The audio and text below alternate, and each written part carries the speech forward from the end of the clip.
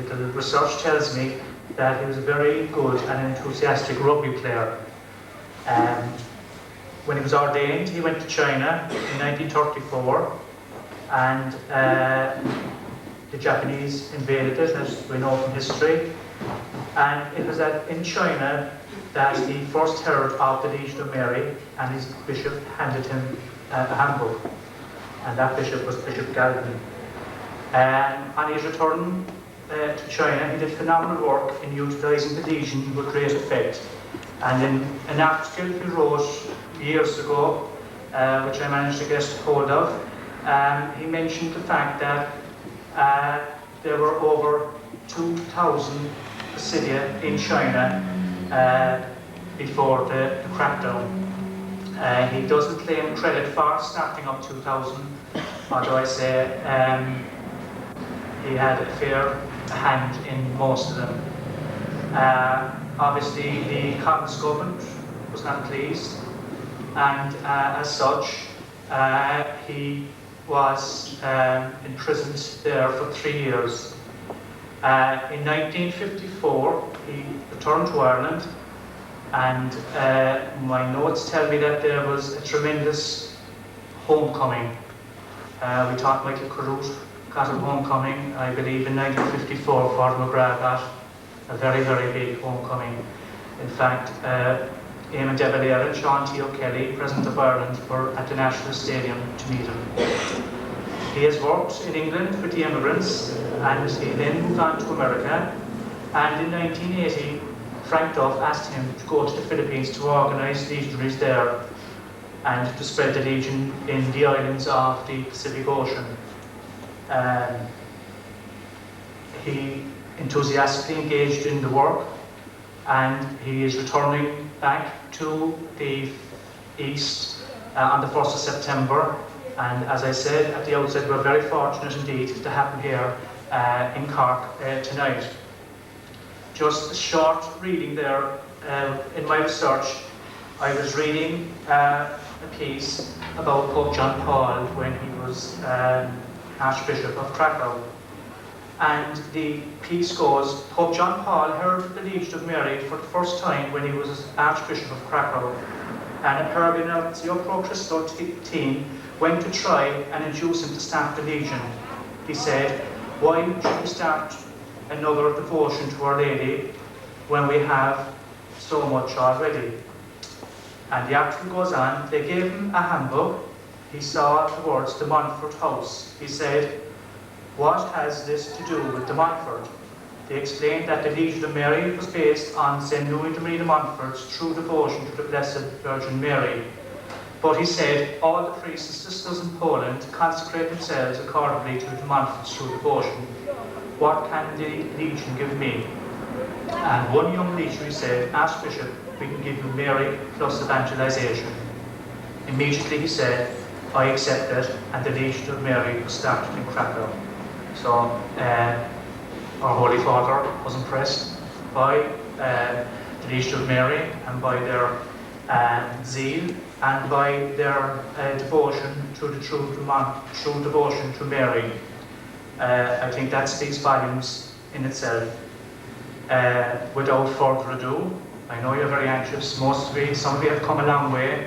I met one or two legions there from Carlow and from Waterford, and you haven't come to hear me, so I'll pass straight away over to Father Aidan.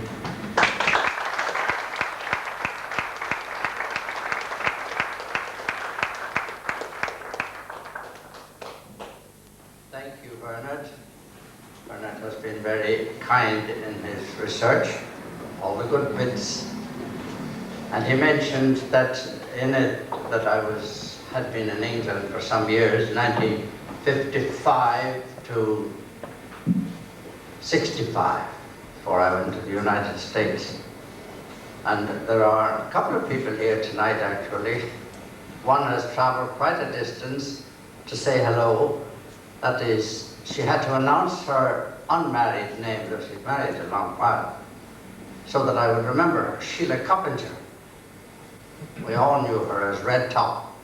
She's a redhead. And she was at the 4 o'clock train every morning coming into Euston Station in London. That's what the Legion was doing. They really did a superb job at that time. We were asked by the bishops to go over and work through the Legion of Mary. And they met all these immigrants coming into London without any address and not knowing where they were going and getting into trouble because they didn't know anybody. So she was there. It's good to meet her again tonight. There was somebody else also was in London at that time.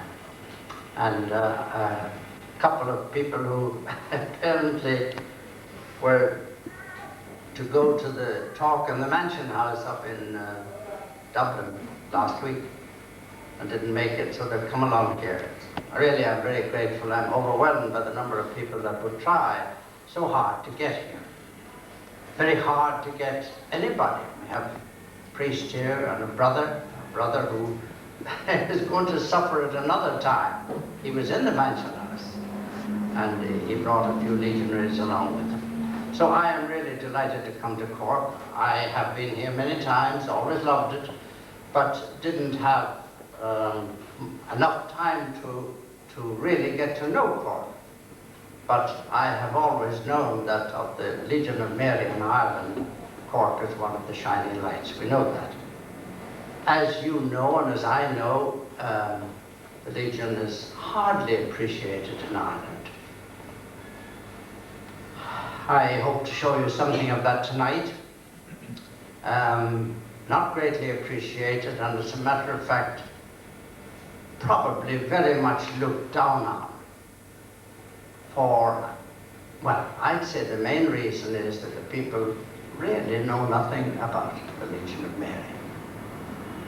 They don't know anything about it. They don't know what it is doing around the world. And I don't suppose people today have any time to research anything except what is chewed up and given to us on the TV and the video and the newspapers. And I must say, since I've come back from a long while in the Far East, come back this time, I'm not the only priest who has been extremely upset by Ireland. Not by Ireland itself, but the way we talk now. We talk about things that, well, I never heard of them before, until I became a priest. Certainly my grandmother never heard of them. We discuss things that are not discussed by the Chinese. Confucius, without being a Christian at all, condemned all these things: abortion, divorce, contraception, masturbation, everything. I lived with a Chinese family all my life in China. Never once heard them talk about these things. Wouldn't be tolerated. Why do we tolerate it? We bring it up over the tea table. And jokes, most obscene and horrible jokes in the newspaper. When you go to this party, bring your condom. My God, what are we talking about? I don't know. One of the things that hits me, of course, above all, is I'm a Columban Father, as you know. We, Father Bishop Galvin, from not very far from here, and John Blowick, Father John Blowick, they built together a magnificent college for 200 students in Dalca, to go down through the centuries preparing boys for the missions, spread the faith. We have nobody this year. College for 200 students, and we're not the only one. All the colleges are the same. There are no vocations in Ireland, none in England, none in America, none in Australia, none in New Zealand, zero. Now you probably would say what I say: where would God find a vocation with the people thinking as they do? And I won't say where, only last night There was a big meeting of priests somewhere, and Brigine McKenna, famous miracle sister, she gave a talk on celibacy. And she suggested that known homosexuals should not be tolerated in a seminary. Well, I would say so. And a couple of priests got up and objected to what she said. They have the rights to be in a seminary like anybody else. What are we talking about? However, it's something that frightens me when I come back, and up to this I blamed Dublin. My mother, God rest her, she was the mother of 3 priests. But she always did say that if the dresses in Paris were to the knees, Dublin would be 4 inches above. I don't know where Cork comes in. That was her way of saying that we just copy. Well, in other words, that if Dublin is dangerous and Dublin is doing stupid things and saying, producing movies with horrible words in them and all that, it's supposed to be great. Dublin literacy. And now the priests from the country are saying the same, all of them. Coming down from Donegal, coming down from the north, Belfast, all over. Father, it's no different. It's the same in the country as it is in Dublin. And I can't help going back to an article, it's just for legionaries, you might remember it.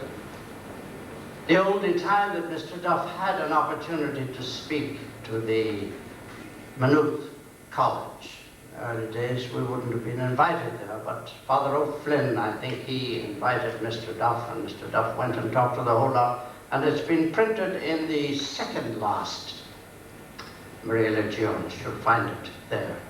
It was an article that was dug up in his room after he died, and it's first class. But he, at that time, must be 20 years ago, he said, you know, we're going down. We're losing the faith. Something is happening to us. As a Mr. Duff, he didn't say things lightly like that. And then he said something that would frighten us again. You know, history tells us that if a country goes down, it takes centuries to come back. Now, that would be enough to frighten, and that's what leaves me in a position of being frightened by what I see. However, tonight I was invited to Cork to come to give this talk, and I'm delighted to do it anywhere. I don't mind saying why. I promised if I ever got out of the prison, and I didn't think I would, but I would never stop talking about de Montfort. And so, when I was coming across the United States, I met a legionary there from Dublin, and they asked me, would I talk about de Montfort? And I said, sure.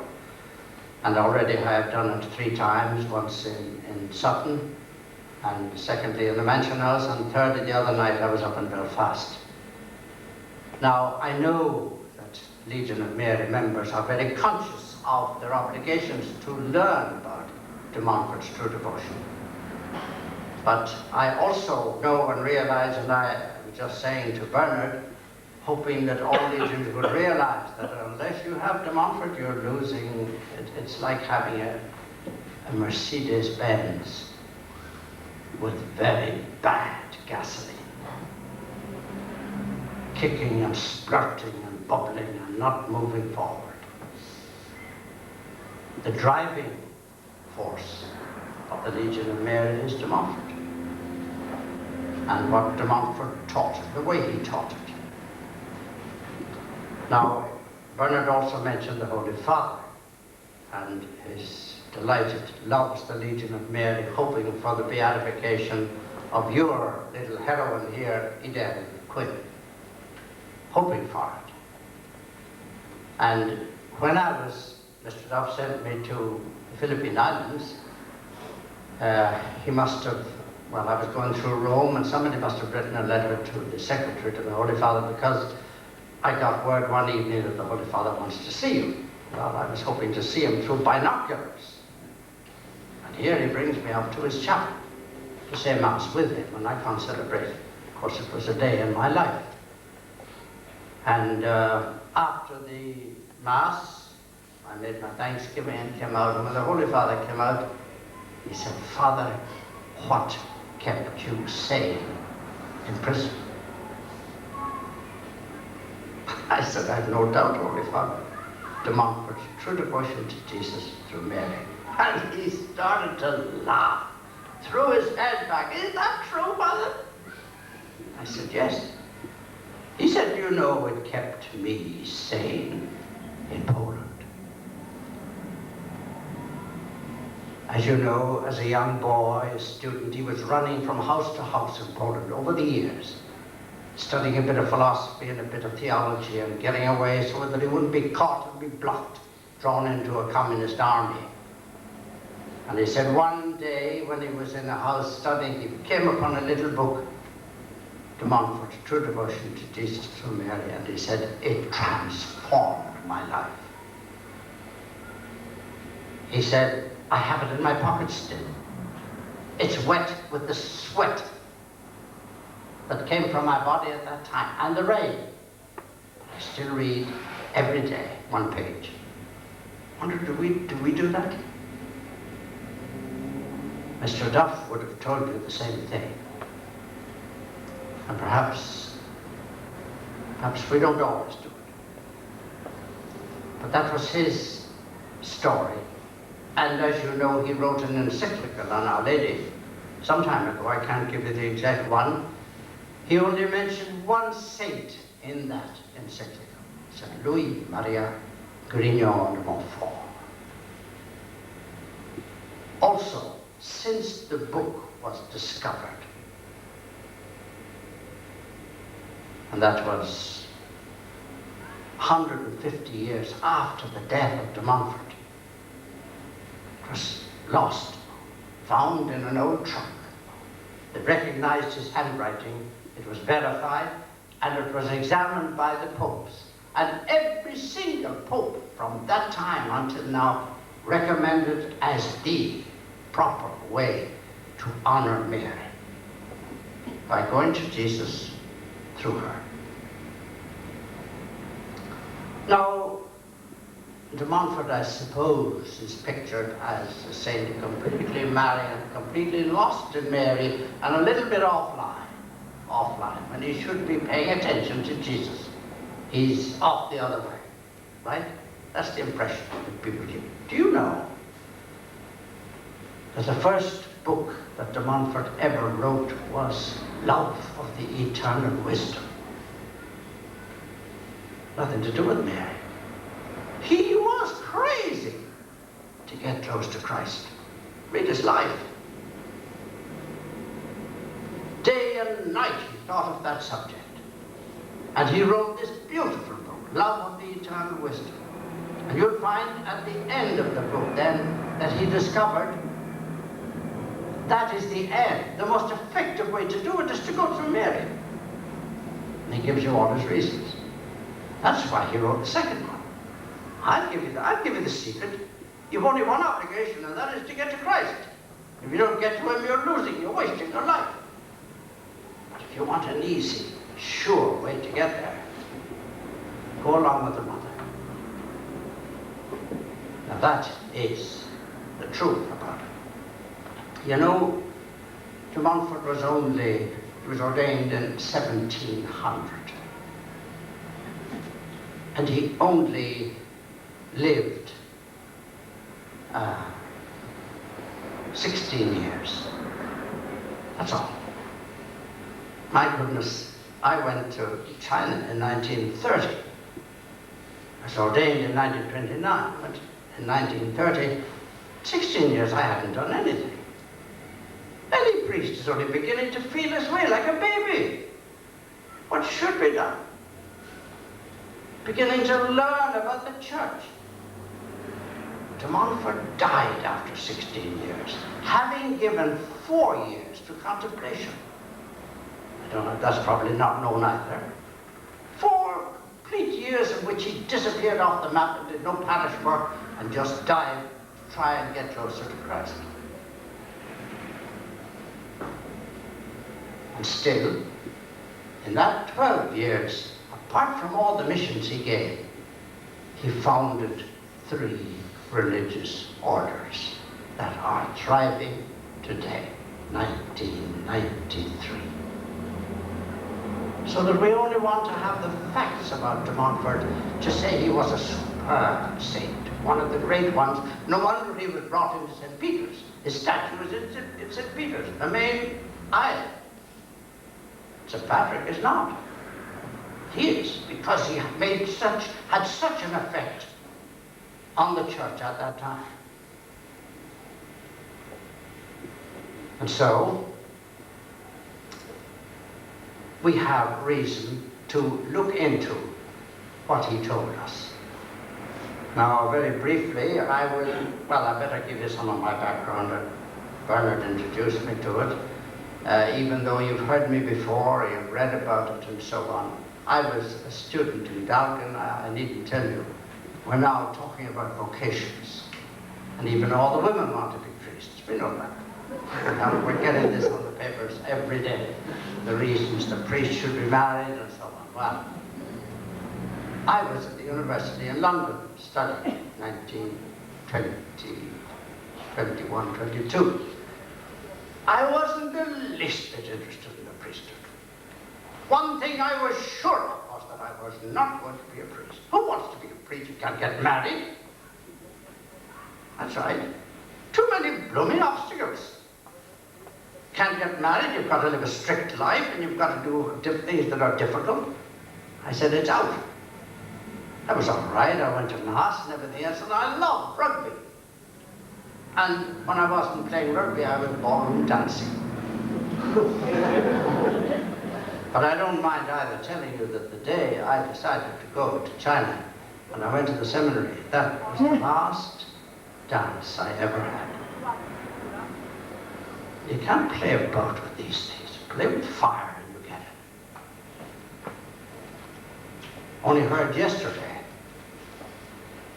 100,000 priests in the last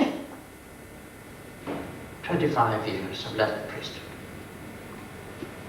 I know that in America, 50,000 sisters left their orders in 10 years.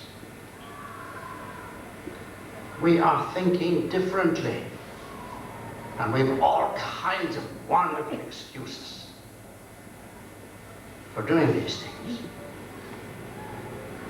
I was ordained in 29, I was sent off. I suppose I didn't have the brains to become a doctor of theology, and I was sent out to the missions. The ordinary foot soldier, he can do a lot of work that the officer doesn't, well, he doesn't have to prepare for it. I was sent out, and the first year I went to Bishop Galvin's place, and we were trying to study a bit of Chinese. We had no school or anything else. And the great flood came, 1931, when the Yangtze River burst its banks over the Han River. And in my room, with my books and everything else, I had 16 feet of water. You know, you're talking about the floods in America, they were nothing. Nothing. Millions of people were drowned. You never heard about it. We didn't have fast communications that time.